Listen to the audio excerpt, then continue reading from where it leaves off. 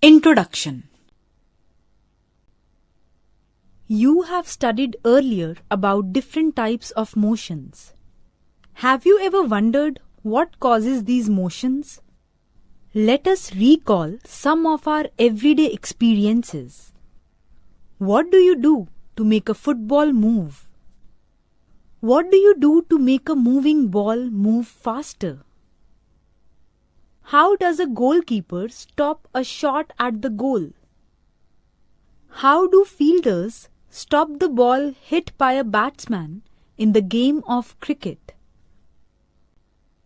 You don't have to be a physicist to know what is needed to pull the car shown on the title page out of the snow.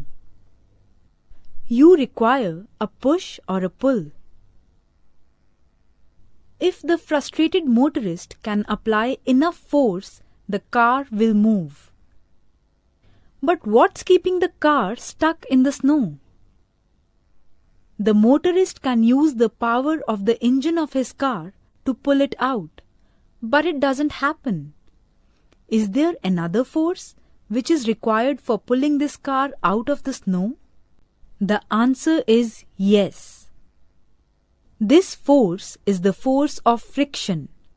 It seems so that there is not enough friction between the tires and the snow. Hence, there is no motion. When you push or pull an object, you exert a force on it. You exert a force when you throw or kick a ball. In these examples, the word force is associated with the result of muscular activity and some change in the state of motion of an object. Forces do not always cause motion. They may change the shape of the body too.